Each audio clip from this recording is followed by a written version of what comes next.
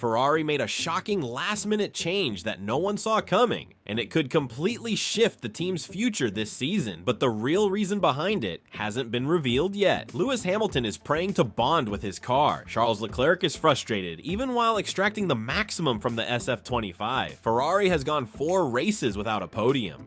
And now, in Jeddah, something unexpected has happened behind the scenes. At first glance, it may look like just another strategic adjustment, but the deeper you dig, the clearer it becomes. The original plan is falling apart, and Ferrari is scrambling to hold the pieces together. Ferrari entered the 2025 season with big promises. After a roller coaster 2024, the team committed to a clear vision, a more stable car, smart upgrades, and a driver lineup ready to challenge Red Bull and McLaren. But 4 races in, the reality is very different. No podiums, inconsistent performance, and now growing pressure from within. Hamilton, one of the most accomplished drivers in history, still hasn't found his rhythm with the SF-25. In Jeddah, he struggled in every practice session, rarely making the top 10, and only squeezed into Q3 at the last moment. Even so, he qualified just 7th, far from what anyone expected. But what raised eyebrows wasn't just the position, it was the tone. "I'm praying to bond with the car," he said after qualifying, not just a throwaway line, a quiet admission that even a 7-time world champion can feel lost in the wrong machine. And what Ferrari decided to do just hours later proved that Hamilton wasn't the only one who had lost confidence. On the other side of the garage, Leclerc is facing a different kind of wall. He's not confused, he understands the SF-25, he's found his ideal setup, but the car simply isn't fast enough. Despite qualifying in P4, his frustration boiled over. "The grip just isn't there," he said. "No matter what he does, he can't match the frontrunners." And that frustration was only magnified by the fact that Ferrari brought significant upgrades to Jeddah, including a new rear wing, and yet the gap to Verstappen barely changed. All of this left the team with a difficult truth to face. The upgrades didn't work, the gap remains, and the pressure is now at a boiling point. That's when, behind closed doors, Ferrari made a decision that shocked the paddock and confirmed that something deeper is wrong. After a weekend filled with tense interviews, underwhelming results, and a growing sense of frustration, Ferrari finally broke its silence with a bold move. Just before qualifying in Jeddah, an official FIA document confirmed what no one had expected. Ferrari had replaced nearly the entire power unit in both of its cars, Hamilton's and Leclerc's. And this wasn't just a minor tweak. It was effectively a heart transplant for the SF-25. The V6 engine, turbocharger, MGU-H, MGU-K, and exhaust system were all replaced. The only reason there were no grid penalties is because these were the second components used this season, still within the legal limit. But the real question is, why now? The answer lies partly on the track and partly behind closed doors.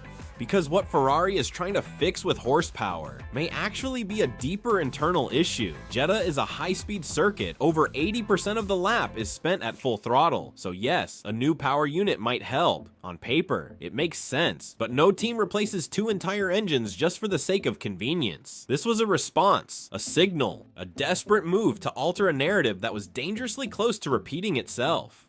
Insiders say the team no longer knows how to convince its drivers, or itself, that the SF-25 is still a viable project. Leclerc, despite his P4, keeps repeating the same thing. There's no grip. Hamilton, still disconnected from the car, is starting to wonder whether the problem is really adaptation or design. And that's why this engine change isn't being seen as just strategy. It's being interpreted as a silent plea for time, a way to show the world and their own garage that there's still a plan in motion. But the move came with a cost. Ferrari has already used its second power unit by round 5, and that could mean grid penalties later in the season.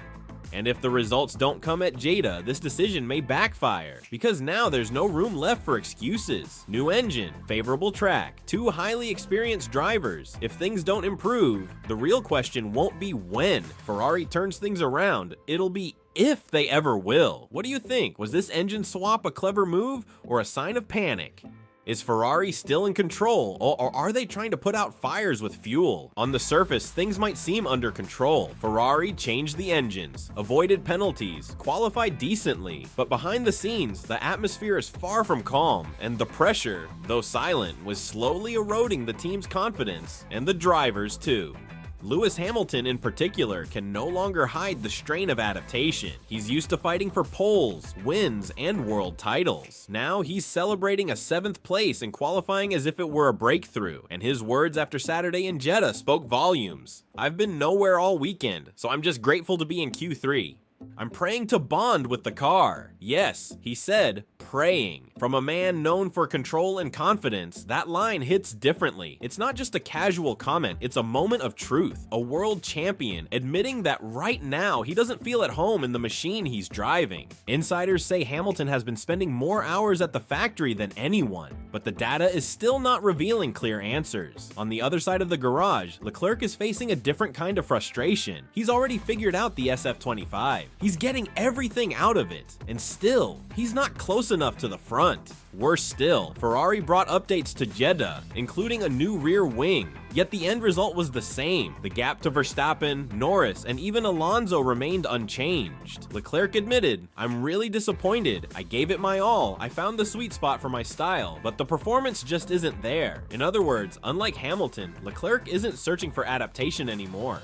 He believes he's already adapted, but the car won't follow, and that brings an even deeper kind of frustration. The kind where effort no longer equals results. The kind where you begin to wonder if the dream you're chasing is simply out of reach. With two drivers frustrated in very different ways, the tension inside Ferrari is quietly rising, even if no one's throwing punches yet.